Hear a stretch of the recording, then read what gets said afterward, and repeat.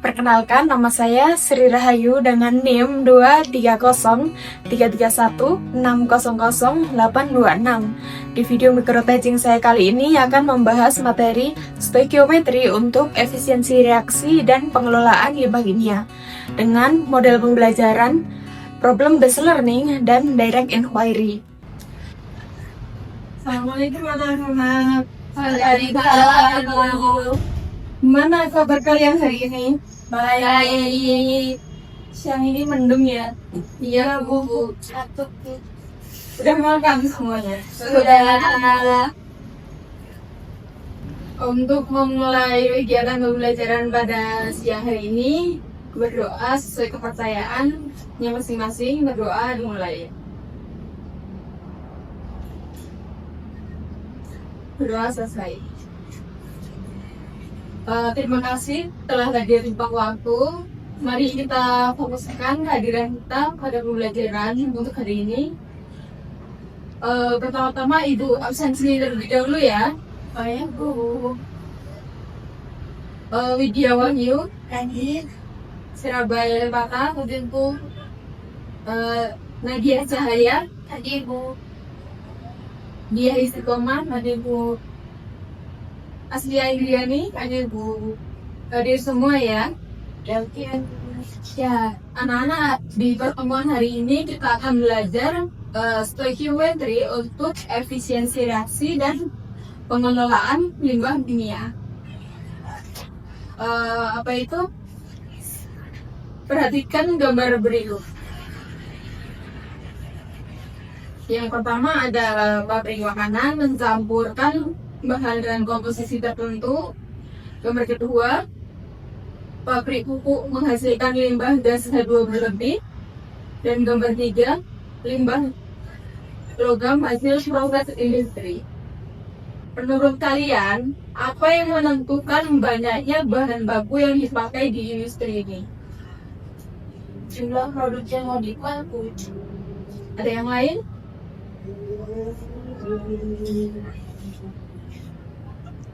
Komposisinya mungkin Bu?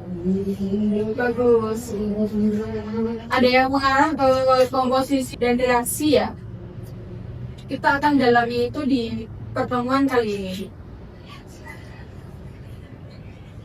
Kemudian yang ini, gambar komposisi atau ingredients pada minuman vitamin C dan komposisi bahan pada jamu tradisional kunyit asam.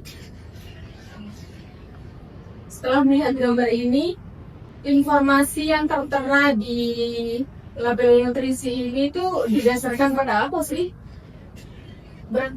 Berbahan. Bagaimana ilmuwan menentukan masa suatu zat? Mungkin pakai alat ukur atau salah satunya mungkin kok atau pakai tampilan yang kali ya. Nah, dari jawaban-jawaban kalian sudah mengarah ke pembelajaran kita kali ini ya, di mana pada pertemuan hari ini kita akan menganalisis fenomena limbah industri dengan menggunakan hukum dasar kimia. Dengan memahami hukum ini, kita dapat menjelaskan mengapa reaksi bisa efisien atau tidak. Dan bagaimana itu berhubungan dengan limbah yang dihasilkan.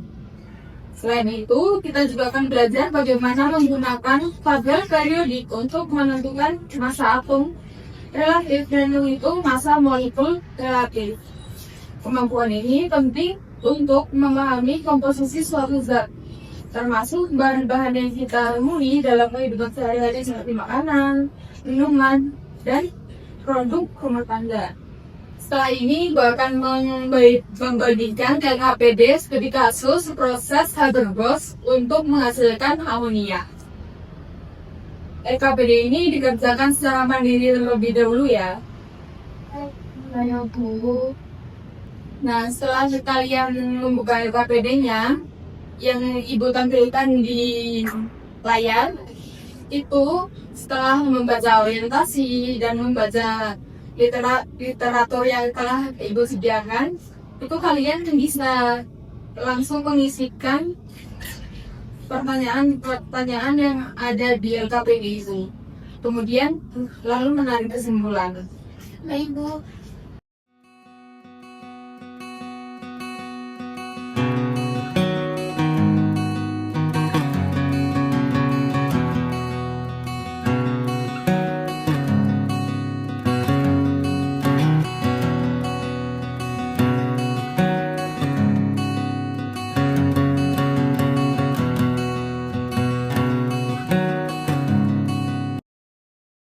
Gimana sekarang, apakah udah selesai? Sudah ya, Bu. Apakah ada yang bisa menjawabnya? Yang nomor 1? Saya, Bu. Boleh. Jadi mengapa hidrogen bisa sampai begitu banyak? Itu mungkin karena persetimbangannya. Lalu stoikiometri dan reagen berlebih. Lalu yang ketiga itu limiting reagen. Dan yang keempat itu inert atau impurities. Dan yang kelima itu design proses dan tricycle. Iya, bagus sekali. Nah, untuk pertanyaan yang kedua, siapa yang mau menjawabnya? Saya, Bu. Boleh. Sama sambil tuliskan jawaban ya untuk persamaan rahasia setaranya. Baik.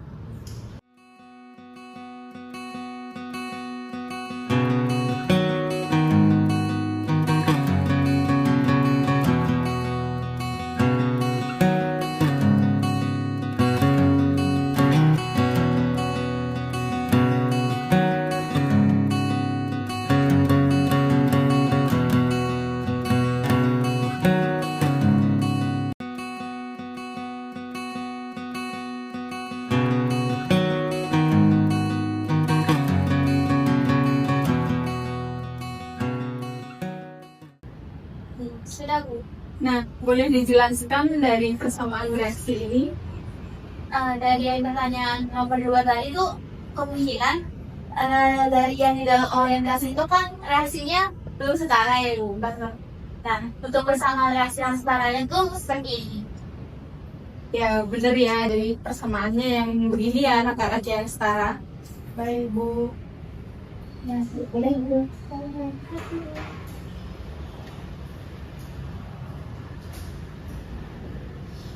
Untuk yang nomor 3 ini, apakah ada yang mau menjawab? Saya, Bu. Boleh. Jadi, hukum dasar itu tetap berlaku. Jika pada awalnya jumlah hidrogen melebihi jumlah stoikiometri skala terhadap hidrogen, maka hidrogen akan tersisa jika hidrogen habis lebih dahulu. Jadi, kesimpulannya jika ada hidrogen reagen atau konsentrasi rendah, maka hidrogen itu akan tersisa. Ya, jawabannya bagus sekali. Panjangan.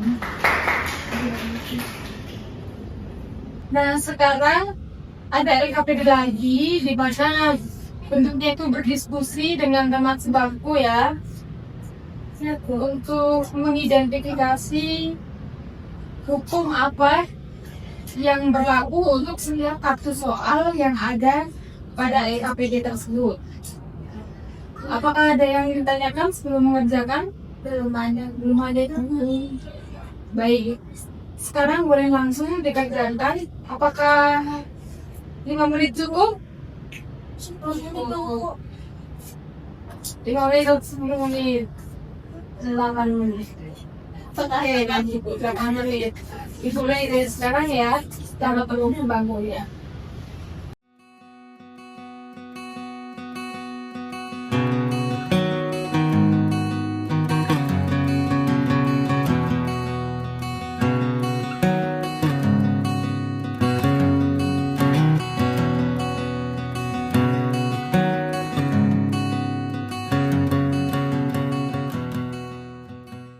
Nah, berhubung waktunya sudah lewat 8 menit lebih, sekarang mempresentasikan jawabannya ya.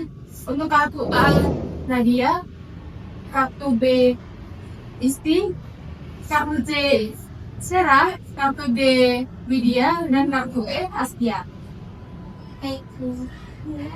Boleh langsung dimulai?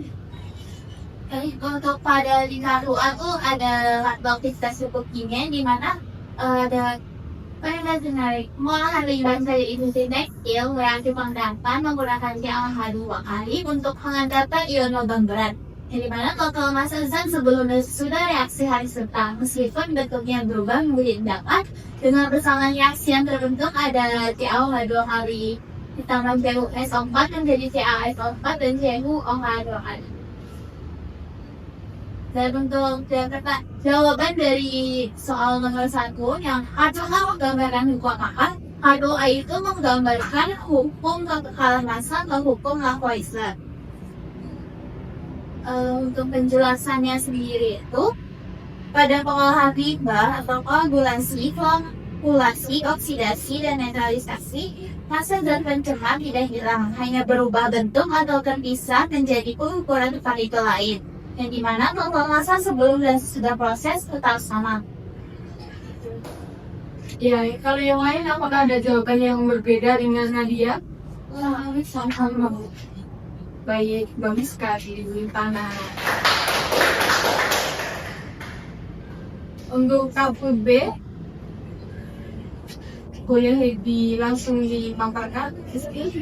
Oke, untuk kartu B itu dalam pembuatan amonium sulfat pupuk Za dari NH4 dan H2SO2 komposisinya selalu tetap pada perbandingan alun tertentu yaitu NH4 2 kali SO4. Yang satu kartu B menggunakan hukum apa? Kartu B menggunakan hukum perbandingan tetap. Yang kedua jelaskan dengan bahasamu sendiri hubungan fenomena yang dengan hukum yang satu ini yaitu senyawa Za selalu membentuk dari perbandingan massa unsur yang tertentu yaitu rasio mol NH3 berbanding H2SO4 tertentu. Jika rasio tidak sesuai, salah satu reaksi akan tersisa menunjukkan pentingnya perbandingan tetap. Apakah yang lain ada jawaban yang berbeda? Sama Bu. Baik, boleh dilanjut untuk kartu yang C. Pada industri pembakaran limbah organik, karbon dapat bereaksi dengan oksigen dan menghasilkan dua senyawa dengan perbandingan massa oksigen berbeda. CO atau karbon monoksida melawan CO2 atau karbon dioksida. Nah, yang pertama itu Pak, C menggambarkan hukum apa? Kartu C itu menggambarkan hukum kekekalan massa. Lalu yang kedua, jelaskan dengan bahasa kamu sendiri hubungan fenomena dengan hukum yang kamu pilih. Nah, jadi massa limbah organik ditambah O2 sama dengan massa CO2 ditambah H2O ditambah abu. Nah, zatnya itu tidak hilang, hanya berubah bentuk saja. Yang lain ada jawaban yang berbeda? Sama Bu. Baik, terima kasih kepada Sarah. Boleh dilanjut untuk kartu D. Baik. Boleh dipaparkan untuk yang kartu D. Pada kartu D, pada proses pembuatan HCl seperti itu. Ini keluar alkali dengan penamaan H2 dan Cl2 menjadi 2 HCl. Lalu maka reaksi pada rasio 1:1 menjadi 2. Nah, pada kartu D ini menggambarkan hukum perbandingan tetap. Pembentukan HCl menunjukkan perbandingan massa H banding Ca yang tetap. Jika gas H2 atau Cl berlebih, maka akan terdapat reaksi sisa sehingga ini membuktikan bahwa senyawa terbentuk dengan komposisi yang tetap. Nah, bagus sekali. Kemudian untuk yang kartu E. Untuk kartu E pada proses pengolahan limbah pabrik yang mengandung gas N2O, perhitungan volume pada suhu dan tekanan tertentu digunakan untuk menentukan jumlah partikel. Kalau jadi gas sama pada kondisi sama, maka jumlah partikelnya sama. Nah, untuk mengikuti masa M2U yang diuraikan sama dengan masa total M2 plus U2 yang menunggu. Jadi tidak ada masa yang hilang sesuai dengan prinsip konservasi. Nah, untuk jawaban yang dikemukakan ini sudah benar semua ya, berarti sudah memahami apa itu hukum-hukum dasar kimia dengan baik ya. Iya, Ya, hukum. Nah, hukum-hukum dasar kimia adalah prinsip-prinsip yang mendasari perhitungan kimia dan hubungan kuantitatif antara reaktan dan produk dalam suatu reaksi kimia. Aspek kuantitatif yang diperoleh dari pengukuran massa, volume, konsentrasi yang terkait dengan jumlah partikel atom, ion, molekul atau rumus kimia yang terkait dalam persamaan reaksi kimia. Di mana hukum kimia terdapat 5. Yang pertama yaitu hukum kekekalan massa yang berbunyi massa total zat sebelum reaksi sama dengan massa total zat setelah reaksi. Jadi massa awal dan massa akhir dari sebuah reaksi itu selalu menghasilkan massa yang sama, hanya berubah bentuknya saja. Kemudian hukum perbandingan tetap yaitu hukum Proust yang berbunyi perbandingan massa unsur-unsur setiap senyawa berisi komposisi tertentu dan tetap. Ini dibuktikan dari eksperimen Joseph Louis Proust. Ia menemukan bahwa setiap senyawa disusun oleh unsur dengan komposisi tertentu dan selalu tetap. Contohnya adalah unsur hidrogen dengan oksigen membentuk senyawa air, dan kemudian hasilnya ini menunjukkan perbandingan massa hidrogen dan oksigen yang tetap, yakni 1:8. Kemudian hukum perbandingan berganda atau kelipatan perbandingan atau biasa kita sebut dengan hukum Dalton yang berbunyi jika dua unsur bergabung membentuk lebih dari satu senyawa dan jika massa salah satu unsur dari senyawa tersebut sama sedangkan massa unsur yang lainnya beda, maka perbandingan massa unsur lainnya dengan senyawa tersebut merupakan bilangan bulat yang sederhana. Nah, contohnya ini.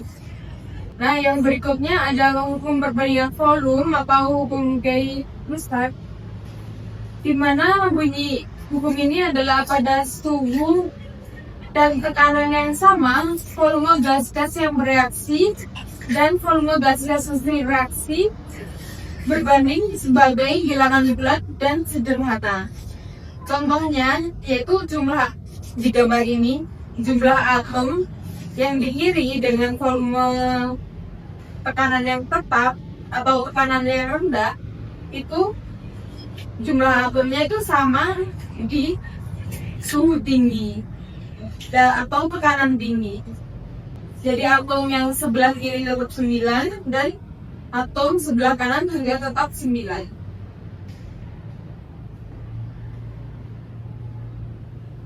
Kemudian yang terakhir yakni hukum hipotesis Avogadro, di mana berbunyi pada suhu dan tekanan yang sama, semua gas bervolume sama mengandung jumlah molekul yang sama pula. Seperti yang ada di gambar ini,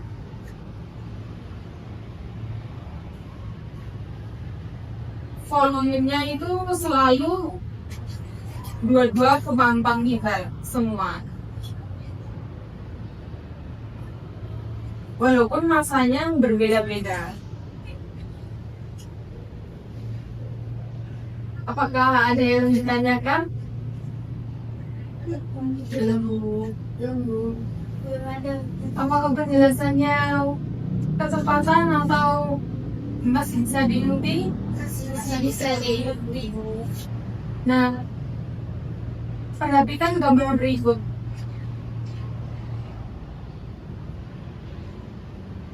seperti ada garam dapur, gula pasir, tablet vitamin C, atau pupuk urea yang biasa digunakan di sawah. Nah, dari gambar-gambar yang ibu sajikan, bagaimana jika ibu ingin tahu dari berapa banyak atom yang terkandung dalam bahan-bahan yang ada di gambar? Ibu harus mulai dari mana dulu? Bisa melihat dari tabel periodiknya. Tabel periodiknya itu membantu dalam apa? Bisa dilihat dari nilai AR. Air ternyusun dari ini ya. Ibu silang tempat. Bagus sekali jawabannya. Nah, untuk berlatih, ibu akan membagikan LKPD yang sudah ibu share, itu bisa dibuka ya. Ibu. Nah, di LKPD yang ibu bagikan itu pertama-tama kalian mencari AR dari masing-masing unsur, kemudian jumlahkan sesuai subscript unsur tersebut. Apakah bisa dipahami? Silahkan dikerjakan ya. 5 menit cukup.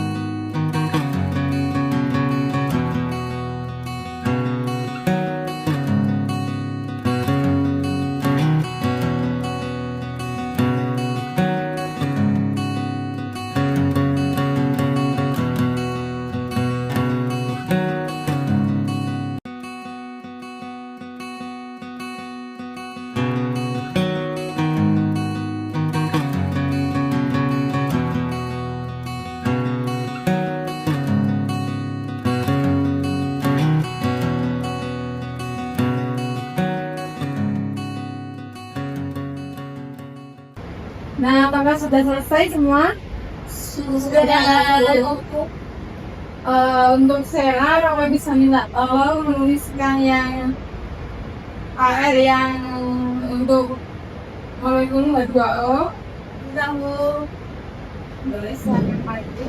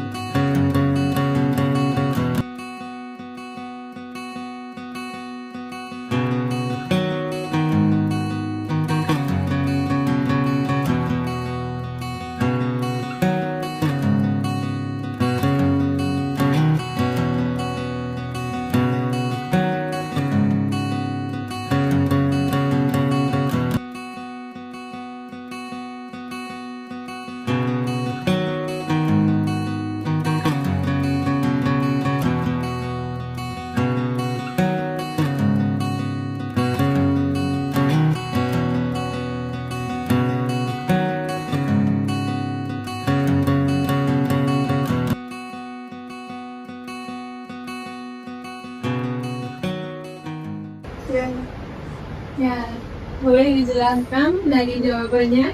Oke. Jadi teman-teman di sini kan ada ARH. Nah, ALH itu sama dengan 1. Dan ARO itu sama dengan 16. Nah, karena di H2O ini hanya ada 2, maka 2 dikali 1 sama dengan 2. Dan di H2O ini O-nya 1, maka 1 dikali 16. Itu sama dengan 18. Nah, untuk mencari MM-nya itu kita menjumlahkan keduanya. Jadi 2 ditambah 16 sama dengan 18. Ya, betul sekali. Apakah yang lain memiliki jawaban yang berbeda? Satu. Apakah ada yang dibingungkan? Tidak ada dulu. Nah, bukan teman kita yang telah mengunjungi. Nah, masa atau relasi dalam tabel periodik itu dapat dihindari setelah kan di tabel periodik tampilannya seperti ini ya. C itu menunjukkan dari nama unsurnya yaitu karbon, dan 6 ini nomor atomnya, dan untuk massa atomnya ada di bawah unsurnya yaitu 12,0107, di mana massa atom relatif suatu unsur diperlukan untuk menentukan massa molekul relatif suatu senyawa, baik yang berupa molekul unsur, molekul senyawa, atau senyawa ion. Sedangkan massa molekul relatif kadang disebut berat molekul adalah jumlah dari massa-massa atom dalam SMA dalam suatu molekul.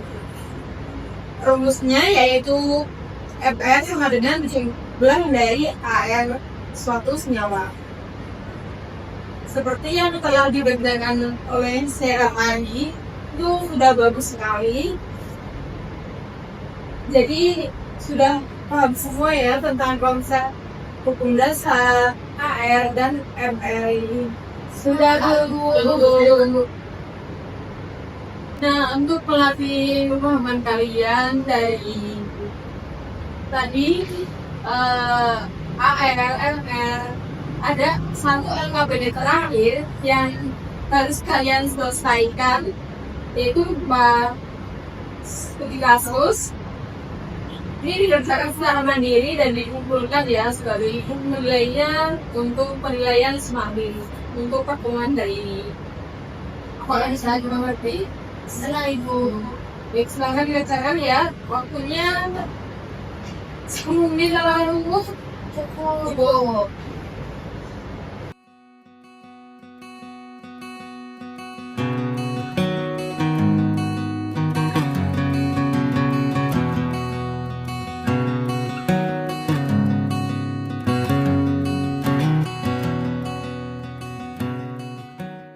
Nah, berhubung waktu kita sudah habis, jawabannya bisa dikumpulkan di PT Book ya. Saya Ibu.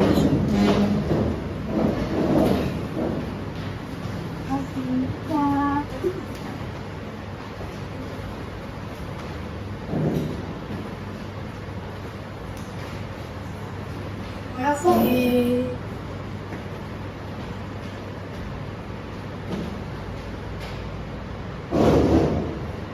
Nah, berhubung kita sudah berada di akhir pembelajaran, Ibu mau kalian untuk mengisi self reflection yang ada di form yang telah Ibu berikan.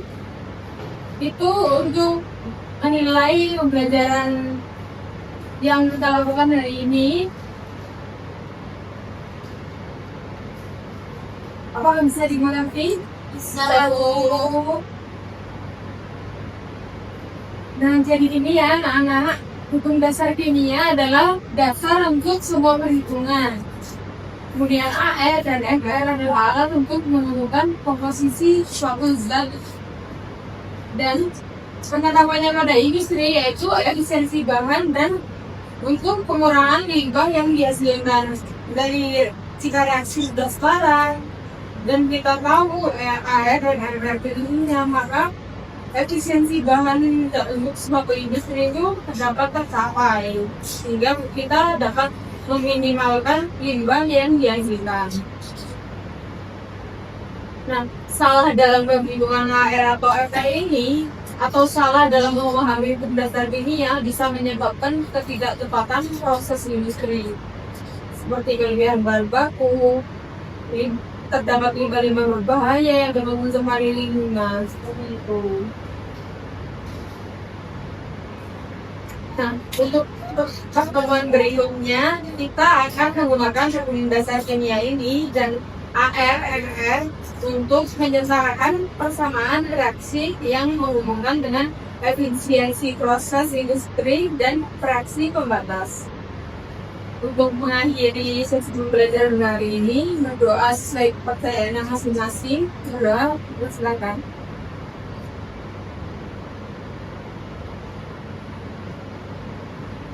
Terima kasih untuk waktunya hari ini anak-anak. Ibu Amiri, Assalamualaikum warahmatullahi wabarakatuh. Waalaikumsalam warahmatullahi wabarakatuh.